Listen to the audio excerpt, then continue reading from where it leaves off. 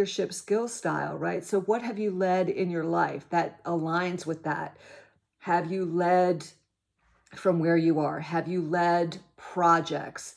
If you're new, recent college graduate, were you in groups in school where you led that class or you led that group, you led that project? You want to speak to that because they're actually looking for the skill set there, so there are hard skill sets and soft skill sets. Have you built a community? What have you done? So my first recommendation is to really read through the position that's being posted. Do you see yourself in that position? Are you qualified for that position? Another key tip that I will give you is that, and this, sometimes is, based on male female, because historically, if you look up data, men will traditionally apply for any job, whether they're qualified or not. If they see one thing on that job that they're qualified for doing, they will apply for it. Females on the other side, and these are just statistics out there, so you can look it up, but females on the other side, we're kind of looking to check off every box of that position that we've done this, we've done that, we're aligned, with it. But you want to consider to stretch yourself. You want to consider applying for a position that you don't know 100% of it, but you have the key essential skills for that position. Because every position, you need room to grow. Or otherwise, what's the sense? You're doing the same thing. You're just shifting from one company to the next and you're not growing. The journey of life is to grow. You want to expand your skill set. You want to expand your network. You want to expand your knowledge. And you want to expand your net worth, right? So always consider that even if you don't have all the qualifications of the position, you have essential qualifications for the position, and you want to speak to those qualifications. And then you want to speak to, should you get to that level, of your willingness to learn, to grow, because that's why you're interested in this position, is because you are interested in growing and you're excited about that opportunity with the position. So again, remember that you may have multiple resumes for different positions that you're applying for. Again, when you go to submit your resume, again, it's going into a database where I have seen hundreds on that list, and who is going to stand out, right? So you can get creative with your resume. Some people have their picture on it. Some people, it looks a little bit different. You want to speak to, I saw one time that someone actually, I saw a resume where a person, her resume was actually like designed like a toolbox.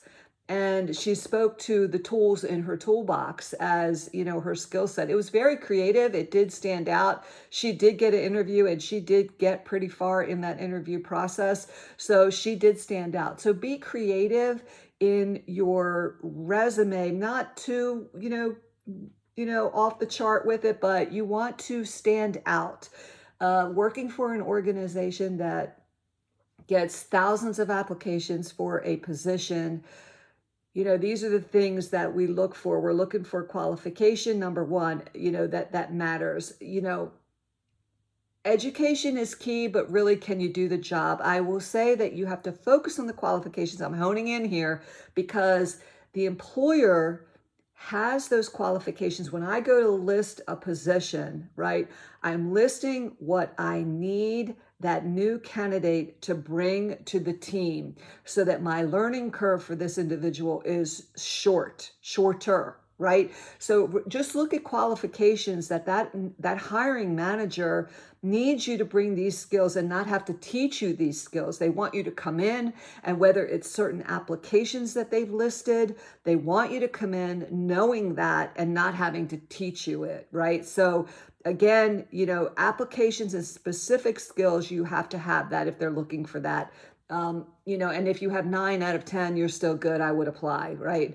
But if you only have 1 or 2 of the 10, then that's really not going to work, because that hiring manager, you have to look at their position, is that they have work that someone left for whatever reason, or they have so much work they need to bring a new person on. So it's an additional new position for the department or the area. And so there's volume there, is what I'm trying to say. There's volume there, and they need to bring somebody on who really has to get acclimated with the institution, perhaps, or the new organization, the new company that they're coming into. There's a learning curve there. there, but as far as the fundamentals of the job, that they're able to come in and do that work and then just learn the process for that company. So again, be mindful there, be creative with your resume. You want to stand out when you submit your resume. If you do hear back from the organization, you want to respond timely. I recommend always having a cover letter. I see folks that they just submit resumes and they do not send a cover letter.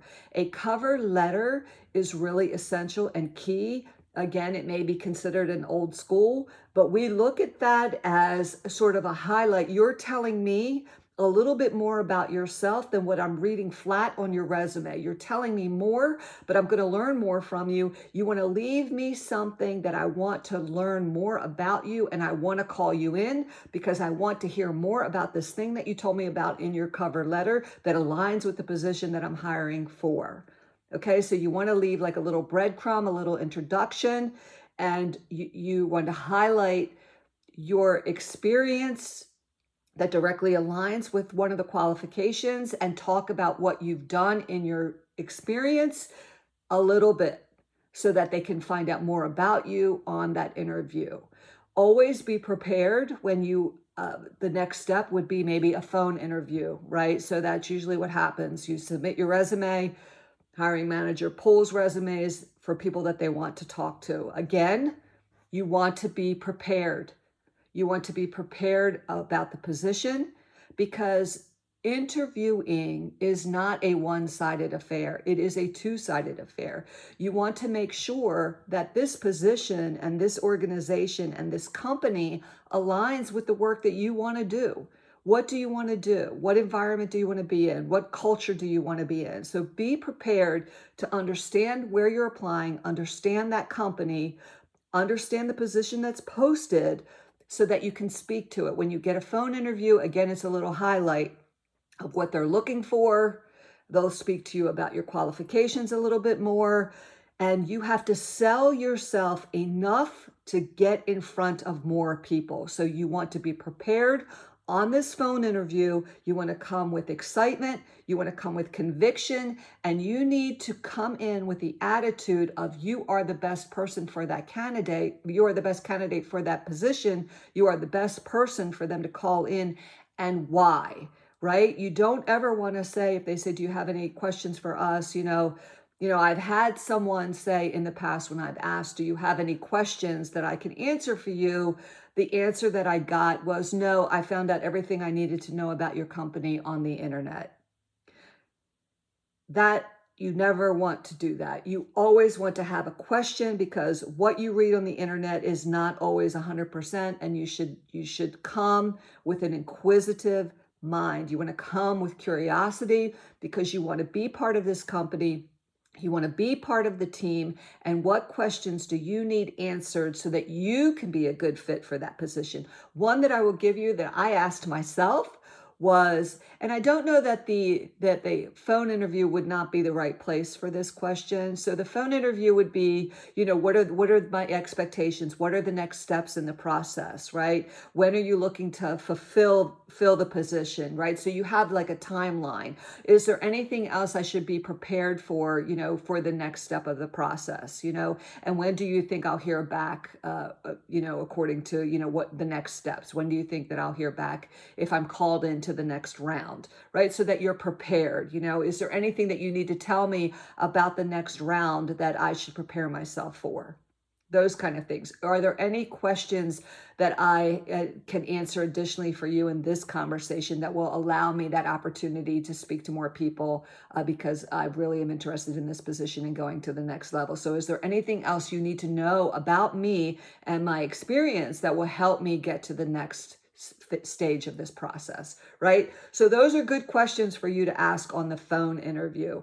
If you get called into that next interview, be prepared. You want to have at least 3 good questions at the end. So you want to be engaged. A lot of times those are panel interviews, meaning you have more than one person, you have several people. They could be people from other teams that you're going to be working with. They could be people on the team that you are going to be working with. They could be other leaders within the organization that you work in. It could be a variety of people. And so when you are asked a question, it is okay to bring a pen and paper with you into an interview. I